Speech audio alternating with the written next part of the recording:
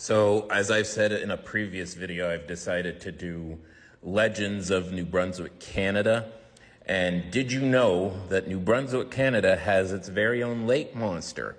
It's in Lake Utopia in Charlotte County, not far from the town of St. George, and that's in the southwestern part of New Brunswick. The story goes that it's a decent-sized lake measuring approximately 7 kilometers in length and with a varying water level dependent on the resources being directed towards the Magaguadavic River hydroelectric dam.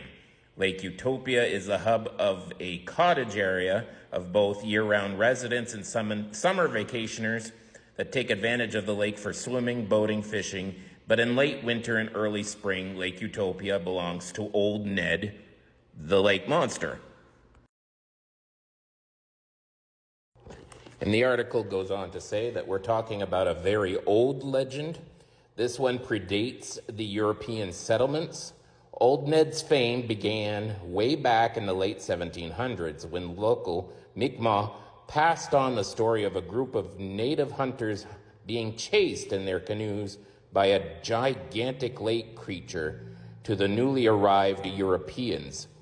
If this was intended as a way to keep the newcomers away from the lake fishing, it didn't work. No sooner did the word spread than fishermen from nearly every township began trying to catch themselves a sea monster. They set out in boats onto the lake, stringing baited hand lines and giant nets, but to no avail. It seemed that Old Ned wasn't interested in meeting his new neighbors just yet.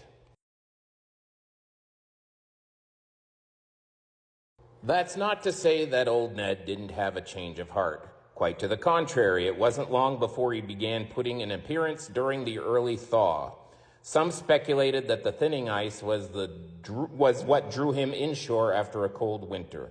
Others felt Old Ned was simply biding his time, setting his own schedule for a grand entrance. When he did pop up, folks were quick to describe the beast, each in their own fashion. Some said Old Ned was at least 30 feet long, though commonly the accepted length is close to 12 feet, with the head the size of an old-fashioned bathtub. Nowadays, he's cited as having a head that is horse-ish in dimensions. A few brave witnesses have stayed close enough to report a mouthful of sharp teeth, with one even taking note of blood dripping from each and every tooth. He has a slender, undulating body that sweeps along semi-submerged. Most folks described Old Ned as covered in dark red scales, but even here there was some debate as to his body color, where there is even more debate in terms of what exactly Old Ned is.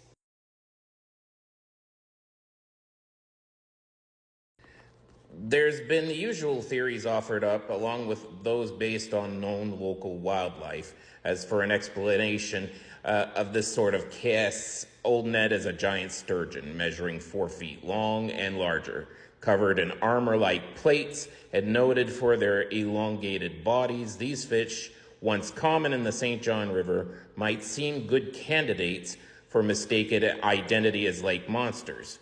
But at least not in this case. For starters, sturgeon is a notably calm fish, docile enough around boats to have been fished nearly to extinction in some regions. And sturgeons have no teeth. This doesn't quite fit the Old Ned tales. Now, does it? So much for sturgeons.